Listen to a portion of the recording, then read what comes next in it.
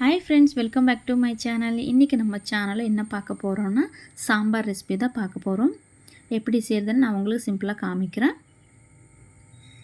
அதுக்கு தேவையானது என்னென்னு பார்க்கலாம்.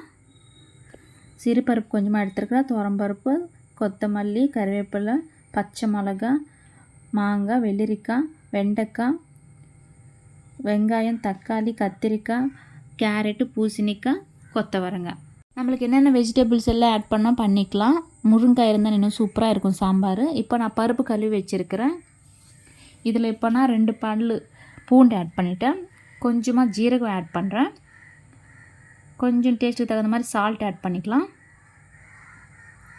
1/2 டேபிள் ஸ்பூன் மஞ்சத்தூள் ஆட் பண்ணிக்கலாம்.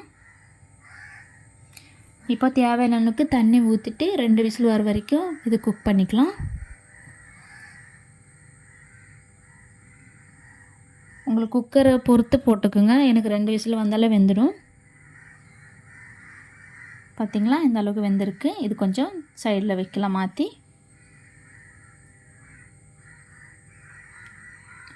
இப்போ 2-3 டேபிள் ஸ்பூன் ஆயில் ஆட் பண்ணுறேன்.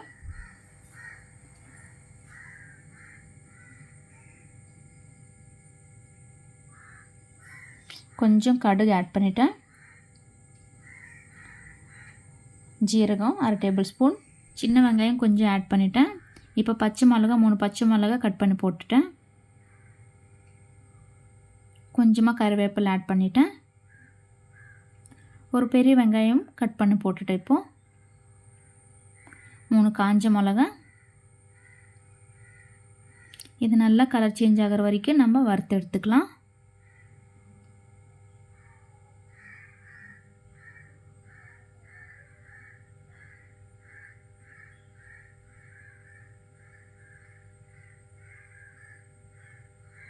கொஞ்சம் கலர் சேஞ்ச் ஆகிருக்கு பார்த்திங்களா.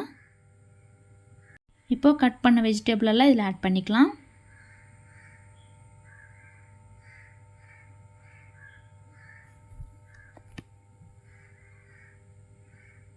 கொஞ்சம் சால்ட் ஆட் பண்ணுறேன். ஆல்ரெடி நம்ம பருப்பில் ஆட் பண்ணியிருக்கிறோம். அதுக்கு தகுந்த மாதிரி நம்ம ஆட் பண்ணிக்கலாம். ஏன்னா இந்த காய்க்கு எல்லாமே உப்பு நல்லா பிடிக்கணும், அதனால தான் இப்போ ஆட் பண்ணது.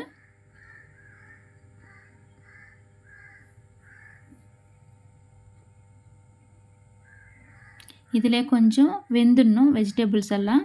ஏன்னா பருப்பு ஆல்ரெடி வெந்திருக்கு. ஸோ இதிலே கொஞ்சம் நல்லா குக் ஆச்சுன்னா நல்லாயிருக்கும். கொஞ்சமாக மஞ்சத்தூள் ஆட் பண்ணிட்டேன். ஆனால் பருப்பில் கூட நம்ம ஆட் பண்ணியிருக்கிறோம். இதில் கொஞ்சமாக ஆட் பண்ணிட்டோம்.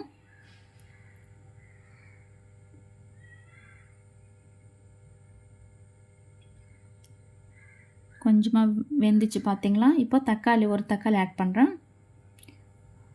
ஏன்னா புளி தண்ணி கூட நம்ம ஆட் பண்ணுறோம். அதுக்கு தகுந்த மாதிரி நம்ம தக்காளி ஆட் பண்ணிக்கணும். 2-3 ஆட் பண்ணோன்னா கொஞ்சம் புளிப்பு அதிகமாகிடும். கொஞ்சம் நேரம் மூடி வச்சுட்டு குக் பண்ணிக்கலாம். 5 நிமிஷத்துக்கு அப்புறம் பார்த்தோன்னா நல்லா வெந்திருக்கு எல்லாமே. பார்த்திங்களா, நல்லா குக் ஆகிருக்கு. இப்போ இதில் நம்ம கொஞ்சமாக மிளகாத்தூள் ஆட் பண்ணிக்கலாம்.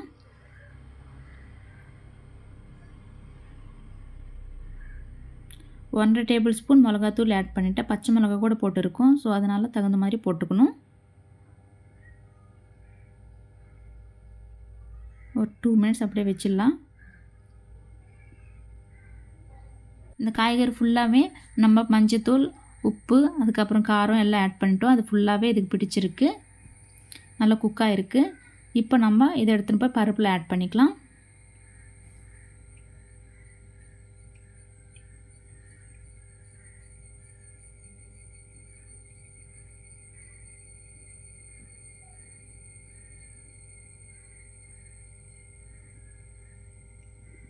ரெண்டுமே கொஞ்சம் குக்காக இருக்குது. ஸோ அந்தளவுக்கு டைம் எடுக்காது. இப்போ நம்ம தண்ணி எந்த அளவுக்கு வேணுமோ அந்தளவுக்கு, சாம்பார் திக்காக வேணும்னா கொஞ்சமாக ஆட் பண்ணிக்கோங்க. கொஞ்சம் தண்ணியாக வேணும்னா கொஞ்சம் தண்ணி பார்த்து ஆட் பண்ணிக்கலாம். அது நம்மளோட இஷ்டம்.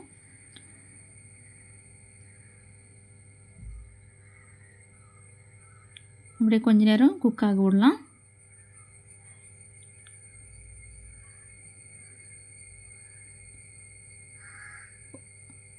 பெருங்காயம் கொஞ்சம் ஆட் பண்ணுறேன். சாம்பார் பவுடருங்க, கேரளா சாம்பார் பவுடர் இது.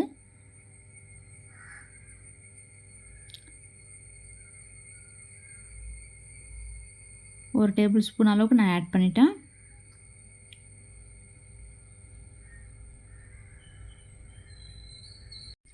இது ஃபுல்லாக ஒரு 5 நிமிஷம் அப்படியே குக் பண்ணிக்கலாம்.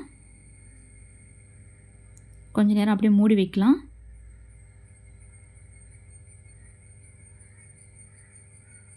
இப்போ இதில் கொஞ்சமாக புளி தண்ணி ஆட் பண்ணிக்கலாம். கொஞ்சமாக போதும். இது ஊற்றின பிறகு கொஞ்ச நேரம் ஒரு 2 மினிட்ஸ் நல்லா கொதிக்க விட்டுட்டு நம்ம இறக்கி விடலாம். அவ்வளோதான், சாம்பார் ரெடி ஆகும்.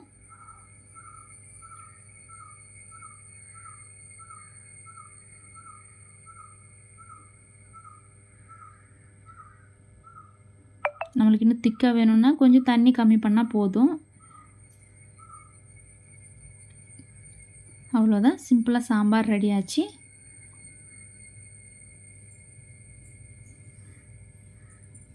நல்ல ஸ்மெல்லு கூட கமகமன்னு வருது. சூப்பராக இருக்கும் டேஸ்ட்டு கூட.